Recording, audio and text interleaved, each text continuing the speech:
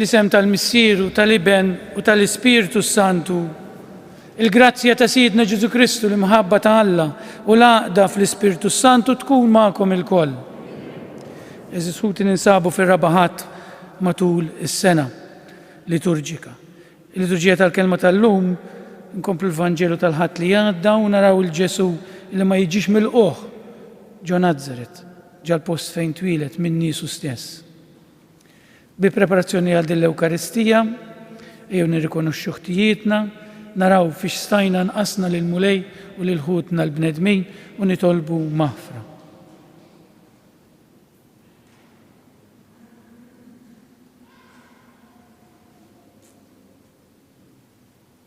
U dissa tal-lum jab sufraġġju għal-Ruħ Karmnu u Tonja Spiteri. Nistqar l-Alla li jista' kollox u li l-kom ħuti li jiena dnibt ħafna bil-ħsieb, bil-klim, bil-għamil u bil-ħallejt dmirijieti, ħtija tiegħi bl-akbar ħtija tiegħi.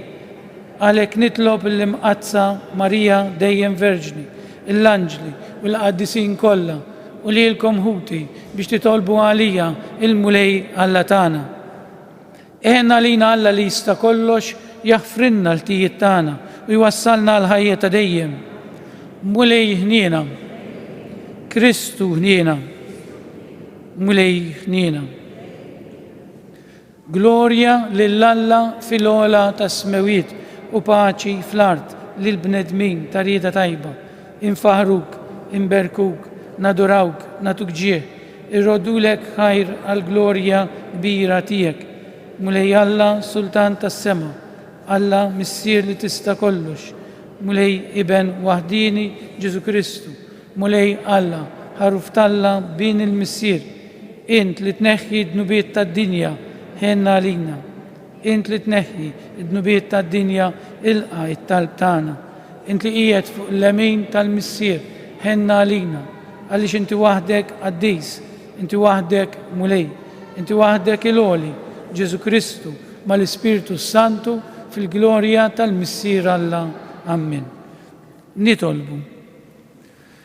Mulej Alla tagħna, għatina li nqimu lilek bruħna kollha u li nħobbu lil kulħadd b'imħabba spiritwali. Dan kollu nitolbulek permezz ta' ibnek, Ġesu Kristu Sidna, li hu Alla miegħek jgħix u jsaltan fl-imkien mal-Ispiritu Santu għal dejjem ta' dejjem. Amen. L-ewwel qari. Jien qedtek profeta fuq il-ġnus. Qari mill-ktieb tal-profeta Ġeremija. Fi żmien Ġożija ġietni l-kelma tal-mulej u qalli: qabel ma sawwartek fil-ġuf araftek, qabel ma ħriġt minn ħidan ommok ikkonsagrajtek. Jien qedtek profeta fuq il-ġnus. Ħażżem ġbejnek, ġembek qum u għejdilhom kull ma nordnalek, la tibżax minnhom għax inkella mbeżżek jien qudiemhom. Aran illum se nagħmel minnek belt fortizza, kolonna tal-ħadid, ħajt tal-bronz, kontra l-pajjiż kollu, kontra Slaten ta' Ġuda u l-prinċipijiet tiegħu, kontra l-qassisin tiegħu u l-poplu tal-pajjiż. Huma jieħduha kontrik imma ma jagħmlulek xejn, għax jien inkun miegħek, oraklu tal-mulej, biex neħilsek minnhom. Il-kelma tal-mulej. Roddu ħar lill-Alla. Salm responsorjali. Ġobkom ngħidu flimkien, fommi xandar il-ġustizzja tiegħek. Ngħidu flimkien, fommi xandar il-ġustizzja tiegħek. Fik mulej in-nistken, ma jkolli qatt għax ninfixel, għall-ġustizzja tiegħek salvani u ħarisni, għatini widen u fittex eħlisni. Ngħidu flimkien, fommi xandar il-ġustizzja tiegħek. Kun sur ta' kenna lija. Int wet li tiġi dejjem is-salvani, għax blata u fortizzin talija, Alla tiegħi ħarisni minit il-ħażina. Ngħidu flimkien, fommi xandar il-ġustizzja tiegħek. Għax in sidi it-tama tiegħi, mulej int il-fiduċja tiegħi sa minn żożiti, fuqek serraħt sa minn twelidi, sa minn ġu fommi int ħaddantni. Ngħidu flimkien, fommi xandar il-ġustizzja tiegħek. Fommi xandar il-ġustizzja tiegħek. Il-jum kollu l-emejjel tal-għajnuna tiegħek. O Alla, sa minn żożitni intallimtni u jien sissa ninxandar eġubijietek. Ngħidu flimkien, fommi xandar il-ġustizzja tiegħek. It-tieni qari. Issa hawn fidi tama u mħabba, it-tlieta jibqgħu, il-kbira fosthom l-imħabba. Qari mill-ewwel ittra ta' San Pawl Apostlu lill-Korintin. Ħuti, l-imħabba taf tistabar u tħen, l-imħabba mhix għajjura, ma tintefaħx biha nnifisha, ma titkabbarx fuq l-oħrajn, ma tagħmilx dak li mhux xieraq, ma tfittix dak li hu tagħha, xejn ma tinkorla, ma żżommx f'qalbha d-deni, ma tifraħx bl-inġustizzja, imma tifraħ bil-verità. Kollox tgħader, kollox temmen, kollox tittama, kollox tissapporti. L-imħabba ma tintemm qatt. Jiebu l-profezziji, jisktu l-irsna, jgħib l-erf. Għalissa nafu biċċa u l-profezzija tagħna inieqsa. Imma meta jfeġġ dak li hu sħiħ, jgħib dak li hu nieqes. Meta kont tarbija, kont nitkellem ta' tarbija, inħoss ta' tarbija, naħseb ta' tarbija. Meta sirt raġel warrabt dak li hu ta' tarbija. Bħalissa naraw bħali kieku f'mera, imċajpar, imma mbagħad narawh bwiċċ imbwiċċ. Issa nara f'biċċa, imbagħad naraf bħalma jien magħruf issa. Issa hawn fidi tama u mħabba, it-tlieta jibqgħu, il-kbira fosthom l-mħabba, il-kelma tal-mulej. Roddu ħar lil Alla jogħġobkom qumu l-wieqfa l-Evanġelu.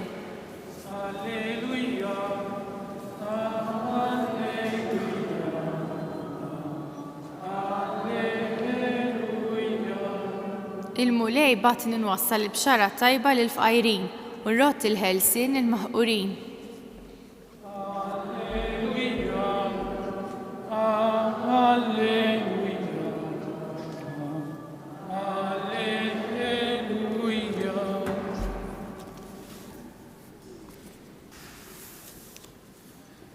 Il-mulej magħkom qari mill-Evanġelju skont San Luqa. F'dak iż-żmien Ġesu qal lin-nies fis-sinagoga din il-kitba seħħet illum intom u tisimgħuha. Il-koll laqgħu kliemu u staġbu għal kliem mimli ħlewwa li kien ħiereġ minn fommu u bdew jgħidu dan mhuwiex bin Ġuseppi. Iżda hu qalilhom żgur li ser tgħidu għalija dan il-proverbju tabib fejjaq lilek innifsek. Dak kollu li smajna li ġara f'Kafarnum għamlu f'dan f'pajjiżek ukoll. U żied jgħidilhom tassew ngħidilkom ebda profeta ma jilqgħuh tajjeb f'pajjiżu. Għax ngħidilkom is-sewwa kien hemm bosta romol f'Iżrael fi żmien Elija meta s-sema baqgħet 3 snin u 6 xhur magħluqa u ġuħ kbir fil-pajjiż kollu. Madankollu għand ħadd minnhom ma ntbagħat Elija, imma għand waħda armla minn Sarafeta ta' Sidon. Kien hemm bosta Lebrużi f'Iżrael fi żmien il-profeta Eliżew, imma ħadd minnhom ma ġie mfejjaq li f'Naaman tas-Sirja. Meta semgħu dan fis-sinagoga kulħadd imtela bil-korla, qamu u ħarġuh il-barra mill-belt, ħaduh fuq xifer ta' irdum tal-għolja li fuqha kienet mibnija il-belt tagħhom u riedu jixtħuh minn hemm fuqha l-isfel. Iżda huwa għadda minn ġo nofshom u baqa' sejjer. Il-kelma tal-mulej. Talim tal-Evanġelu nitnatfu minnu bietna. Jekk innotajtu illum il-Vanġelu ta' San Luqa jkompli faħalla l-aħħar darba. L-aħħar darba spiċċajna l-Vanġelu b'dawn il-kelmiet. Din il-kitba seħħet illum intom u tisemgħuha. U l-Vanġelu jkomplu ta' San Luqa u laqgħu kliemu u staġbu bil-kliem mimli ħlewwa li kien ħireġ minn fom Ġesu u bdew jgħidu dan mhuwiex bin Ġuseppi, ġifieri l-Ġesu kienu aċċettawh. Ara wieħed isaqsi kif f'daqqa bidlu l-burdata dawn. Ġesu żewġ talimiet kbar illum nieħdu mill-liturġija tal-kelma li Ġesu jimxi wara l-verità u jgħid il-verità u ma jibżax. U Ġesu għalhekk irrabjawh u jien il-Ġesu ngħidlu għax ma ħax ftit ieħor paċenzja. Mhux mill-ewwel tħal tal-ġlieda speċi. Għax Ġesu jikkwotalhom parti mill-Antik Testament. Ma ninsewx li Ġesu kien familjar ħafna mal-Bibja, l-Antik Testament biss, għax fi żmien Ġesu ma kienx hemm il-Ġdid Testament, l-Antik Testament. U jikkwotalhom żewġ minn nies li l-profeti marru għandhom, Elija li mar għand Serafata ta' Sidon, din kienet pagana. Ikkwotalhom xi ħaġa li lilhom kienet tagħtihom fastidju mill-Bibja kollha li kien hemm tant nies tajbin u tant nies li għamlu l-ġid, ikkwotalhom żewġ ħwejjeġ li lilhom ftit offendewhom. U ikkwotalhom ukoll li f'Iżrael Eliżew mar għand Namar tas-Sirja. Ġesu qed jipprova jgħidilhom: jien ma ġejtx għalikom biss, imma l-bxara tajba li ħabbar il-ħadd li għadda l-lomja jaraw, l-foqra il-tsopop jimxu, jiena ġejt inxandara lil kulħadd, speċjalment lil midinbin. U għalhekk irvillaw għax huma lil midinbin ma kinux jaċċettawu. Fil-fatt, il-Vanġelu jgħidilna meta semgħu dan fis-sinagoga kulħadd imtela bil-korla. Għas għadu jġudikaw, għas għadu jiddiskutu, irrabjaw għalih. Issa jiena li Ġesu ngħidlu, imma kemm inti imbirek, ma stajtx ħadthom aktar bil-kalma. Hekk wieħed jiddomanda din il-ħaġa, imma ma stajtx forsi ma kontx daqshekk mhux aggressiv, imma daqshekk dirett.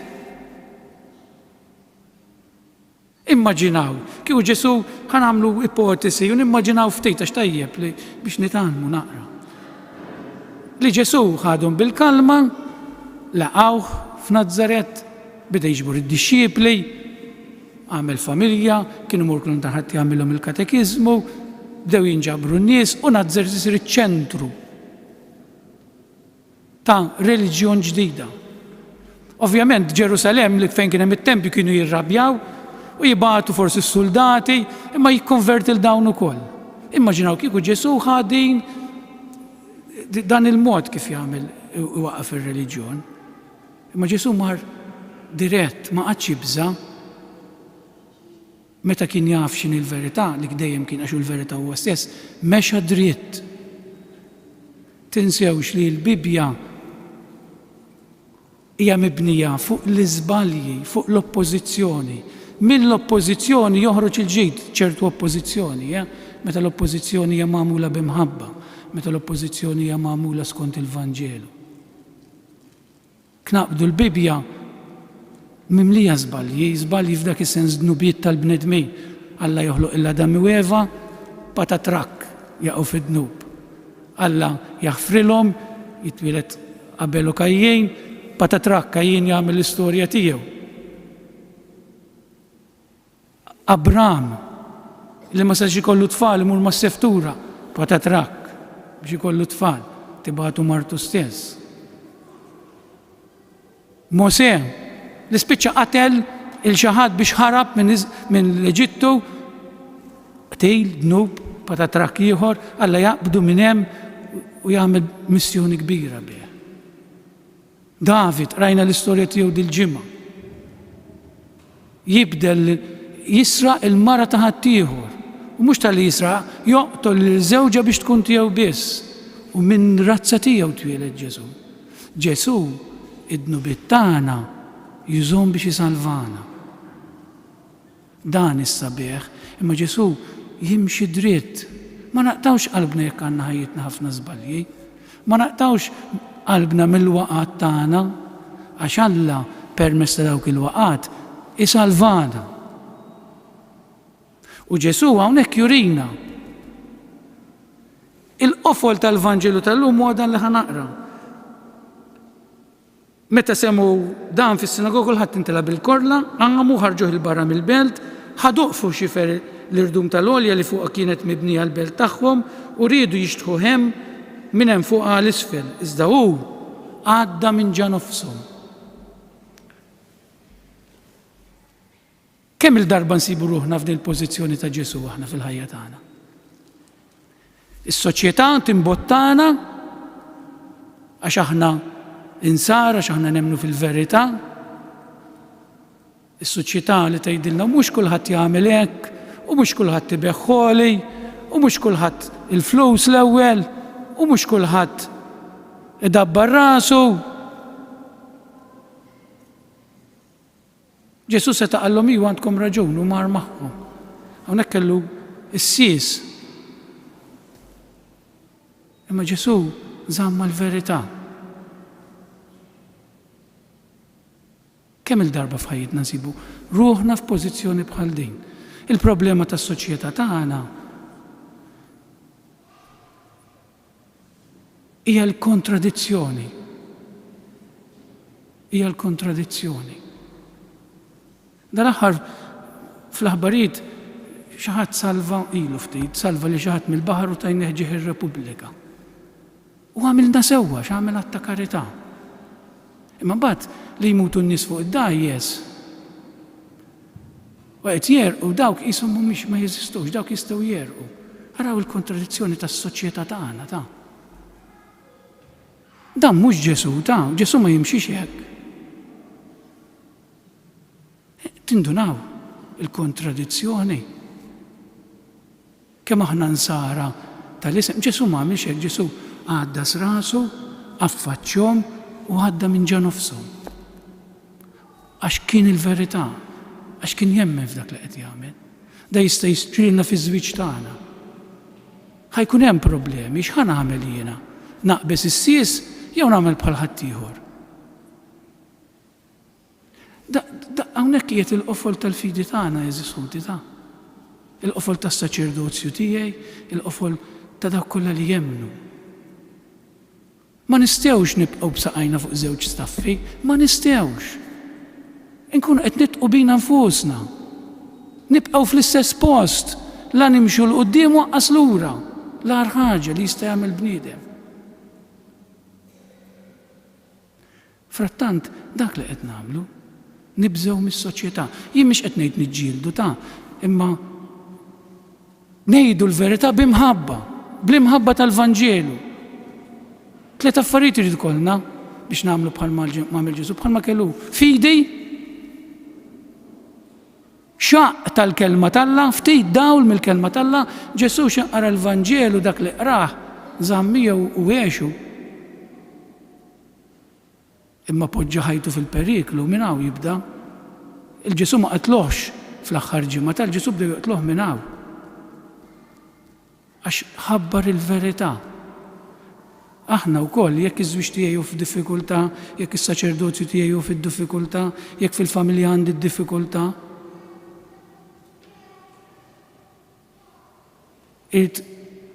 Ikolli dawn it-tliet affarijiet fidi il-Vanġelu, il-Kristu, imma rrid inxerret id-demm ukoll ta' sakrifiċċju. Ġesu switlu ħajtu din il-verità. Id-domanda tiegħi hija din, lest jiena nagħti u nagħmel ħajti sakrifiċċju, nissakrifika ħajti għax nemmen fil-verità din ikollox ta' din il-fidi tagħna. Ġesu llum jitkellem ċar ħafna. Il-Vanġelu tal-lum huwa ċar. Għadda s'rasu u għadda minn ġa nofsu. Affaċċja l-problemi. Mhux għamel bħalma jagħmel kulħadd. U llum mhux kulħadd hekk. U llum id-dinja mhux kulħadd hekk. U mhux kollox jgħaddi llum. U mhux kulħadd jisraq. U billi nisraq jien, ma nisraqx jien ħajsirqu ħadd ieħor. Din ir-raġuni kif tirraġuna d-dinja. U għalhekk id-dinja sejra lura, u għalhekk is-soċjetà sejra lura għax ħadd ma jieqaf mal-verità. Ħadd. Għalhekk Ġesu tiegħu nitolbu lil Kristu lill-Alla jtina dan il-kuraġġ li kull fejn inkunu fil-ħajja tagħna bimħabba u mhux biġlied ta' tifhmunix ħażin, mhix qed ngħid imorru niġġieldu jew nitajru, bimħabba. Ġesu bimħabba għamilha, ma ġġielet ma' ħadd. Spiċċa s-sakrifikat veru. Kieku Ġesu x'insab l-oppożizzjoni mexa mas-soċjetà tiegħu ma' nies ta' Nażaret kieku ma sallabx. Kieku aħna maħniex hawn. Kieku San Pawl ma ġiex salvana jagħtina l-fidi. Għax kieku ir-reliġjon ta' Kristu baqgħet Ġerusalemm, Illum ngħidu ara Kristu profeta ieħor nammiraw ftit u jispiċċa kollox hemm. U forsi ngħixu ta' pagani, kif qed ngħixu kultant, għax hekk ngħixu kultant ta' pagani. Sakemm nisemgħu l-kelma tal-Alla u niġu l-Qudiesa jisni jien ħallast lill-Alla għax smajt il-Qudiesa tal-ħadd u r-reliġjon tiegħi tieqaf hemm. U hawnhekk li qed niżbaljaw. Jien qassejs ġejt qaddist issa għamil dmiri u daqshekk. Ir-reliġjon jridu ngħixu bil-verità. Ħalli ma ndewwimkomx għax illum tawwalt ftit. Nitolbu lill-Alla ta' li bħal Ġesu jkollna l-kuraġġ nimxu l-qudiem, nħarsu l-qudiem, ma nibżewx inkunu nsara veri f'soċjetà li kultant puġġina darna mal-ħajt. Ma nibżewx, nagħmlu kuraġġ, nemmnu fil-kelma tal-Alla u nafu li ħanamlu ħajja ta' sakrifiċċju iwa veru, imma l-ħajja mingħajr sakrifiċċju ma tiswa. Ma tiswa xejn, ma tiswa xejn. Ikun infaħħar Ġesu Kristu. Inqumu bil-wifa biex l-imkien nagħmlu l-istqarrija tal-fidi tagħna u ngħidu jiena nemmen f'Alla wieħed, il-Missier li jista' kollox, li ħala s-sema u l-art, dak kollu li jidher u dak li ma jidirx. Mlej wieħed Ġesu Kristu, ibn waħdini ta' Alla, imnissel mill-Missier qabel kull żmien, Alla minn Alla, Alla veru minn Alla veru, imnissel u mhux magħmul. Natura waħda mal-Missier u bih sar kollox. Niżel mismewiet għalina l-bnedmin u għal-fidwa tagħna u għal-ġisem bis-seta tal-Ispiritu Santu minn Marija Verġni u sar bniedem. Salbuh għalina bagħata taħt Ponzu Pilatu, miet u difnuh. U fit-tielet jum qam minn belwiet skont il-kotba mqazza u tela s-sema qiegħed fuq il-lemin tal-Missier u għandu jerġa' jiġi bil-glorja biex jagħmel ħaq mill-ħajjin u mill-mejtin u s-saltna tiegħu ma jkollix tmiem fl-Ispiritu Santu u li jagħti l-ħajja li ġej mill-Missier u mill-Iben u li hu meqjum u mweġġaħ flimkien mal-Missier u mal-Iben u li tkellem b'fhom il-profeti fi Knisja waħda, qaddisa, kattolika, apostolika, nistqar ma'mudija waħda għall-maħfra tad-dnubiet u nistenna l-qawma mill-wiet u l-ħajja ta' żmien li ġej. Ħuti nitolbu lill-Alla biex jurina mħabtu, bagħatilna lill-Ibnu l-waħdini għalhekk fiduċja resqu t-talbiet tagħna u ngħidu urina mulej l-imħabba tiegħek. Tolbu għall-Knisja fid-dinja biex qatt ma tieqaf ix-xandar il-verità tal-Vanġelu lill-bnedmin kollha nitolbu. Tolbu għall-mexxejja tal-ġnus biex imdawlin mill-kelma tiegħek jaħdmu dejjem għal paċi fost il-popli kollha nitolbu. Nitolbu għalina l-koll biex nikbru fl-imħabba bħala komunità profetika u nibnu ħajjitna fuq il-kelma tiegħek nitolbu.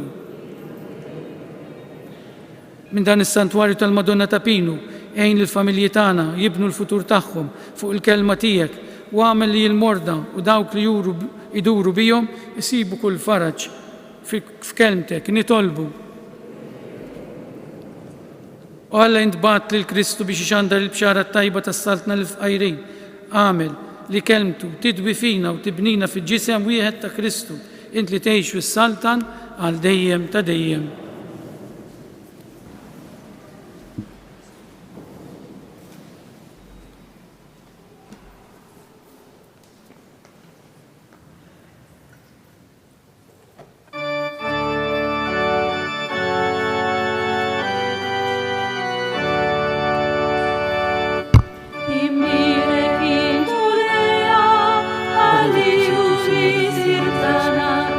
Ittiba tiegħek tajtna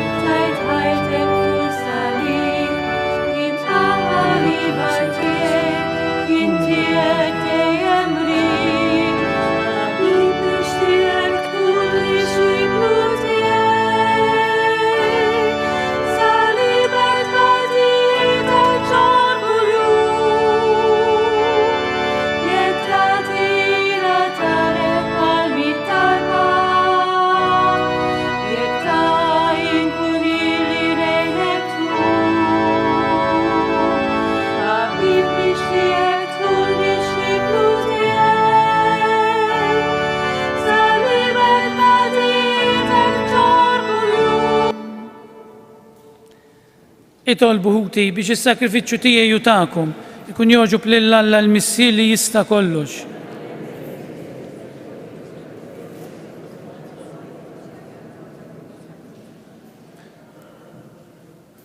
Fuq l-artal tiegħek mulej aħna l-qadejja tiegħek qegħdin nqiegħdu l-offerta tagħna fil-ħinina tiegħek ilqaħħom u għamilhom is-sakrament tal-fidwa tagħna bi Kristu Sidna. Il-mulej magħkom. Nerfgħu qlubna l fuq. Niżżu ħajr il-mulej Alla tagħna. Sewwa u xieraq tas-sew mulej missier Qaddis Alla ta' dejjem li tista' kollox. Tajjeb u taġejta s-salvazzjoni tagħna li dejjem kullimkien nrodulek ħajr. Għax bid-dem ta' ibnek u bil-qawwa tal-Ispirtu Santu erġa' ġbart miegħek lil uliedek id-dnub li kien xerret u biet minnek u intu Alla wieħed fi 3 persuni bil-qawwa tiegħek għattom f'poplu li hu l-Knisja tiegħek il-ġisem ta' Kristu u t-tempju tal-Ispirtu Santu għat-tifħir tal-erf tiegħek bla qis. Għalhekk nissieħbu mal-tajja tal-anġli u fer kbir infaħruk u ntennulek u ngħidu Qaddis, Qaddis, Qaddis, mlej Alla tal-eżerċiti, smewit l-art mimlija bil-glorja tiegħek, wasanna fil-ogħla tas-smewit, imbirek minn ġej f'isem il-mulej, wasanna fil-ogħla tas-smewit. Qaddis tas-sew int mulej inti lajn ta' kull qdisija. Qaddis għalhekk nitolbuk dawn l-offerti bil-barka tal-Ispirtu tiegħek biex isiru għalina l-ġisem u d-dem ta' Sidna Ġesu Kristu li meta kien ser jirnata biex mirajħibati ħajl ħobs ratlek il-ħajr birek qasam ta' li d-dixxipli tiegħu qal ħudu u kulu l-koll minn dan x'dan huwa ġismi li jingħata għalikum.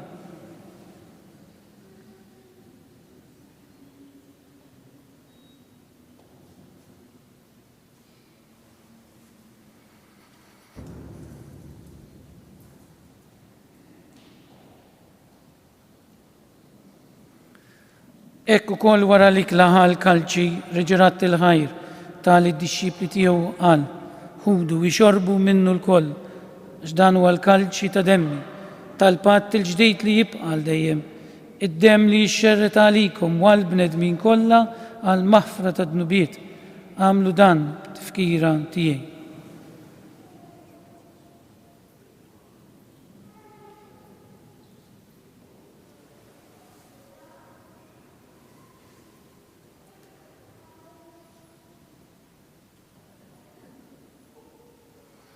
Dan hu l-misteru tal-fidi.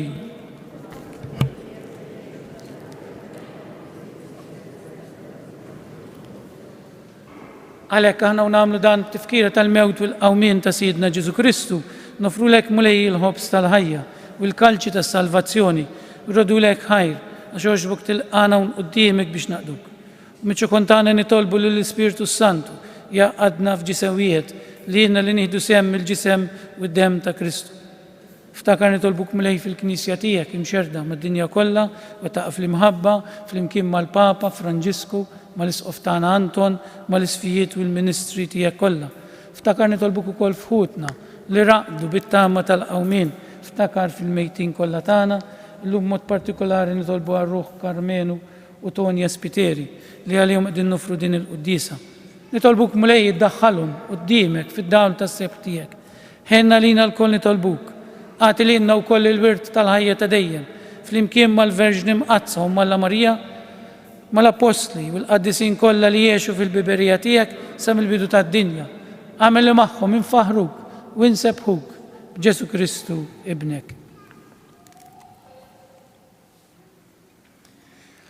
Bi Kristu, ma' Kristu u fi Kristu jingħata lilek Alla Missier li tista' kollox fl-imkien mal-Ispirtu Santu kull ġieħu glorja għal dejjem ta' dejjem. Ejjew b'kuraġġ u b'imħabba kbira ngħidu t-talba li għallimna s-Sinjur tagħna Ġesu Kristu it-talba tal-Missierna. Missierna li inti fis-smewiet jitqaddes ismek, tiġi saltnatek, ikun li trid int kif is-sema hekk ukoll fl-art. Ħobżna ta' kuljum għatina llum, għaffrilna dnubietna bħalma naħfru lil minu ħati għalina, la ddaħħalniex fit-tiġrib, iżda ħlisna mid-deni. Għalisna jtolbuk mulej minn kull deni. Għatina fit-tieba u l-ħnina tijek il-paċi fi żmienna biex ikunu ħilsa dejjem mid-dnub u imħarsa minn kull inkwiet. Aħna nistennew u nittamaw il-jena u l-midġja tas-Salvatur tagħna Ġesu Kristu. Mulej Ġesu Kristu, li jett l-apostli tijek nħallilkom islim, natikom islim tijaj, la tħarix lejn nubietna, zdaħars lejn il-fiti tal-Knisja tijek. Għatina slimu laqda li l-trit fija, li teħx fis-saltan, għal dejjem ta' dejjem. Il-paċi tal-mulej tkun dejjem ma'kom. Natu sinjal ta' paċi li xurxin. Paċi ma'kom, paċi.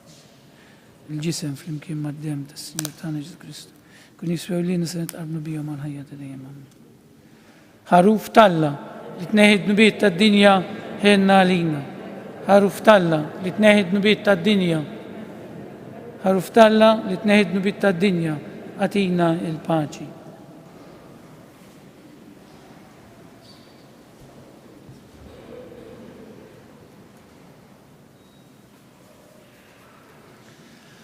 Dan huwa l-ħaruf talla. Dan huwa dak li neħid nubiet ta' dinja. Ħenjin dawk li huma mistiedna għal din l-ikla tal-ħaruf.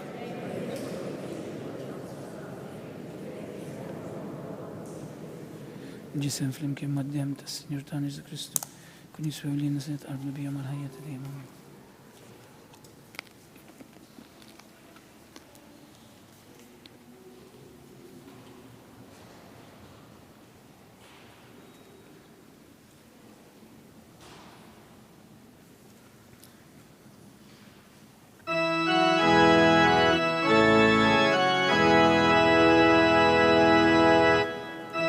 Welcome, Bear Christus, who I have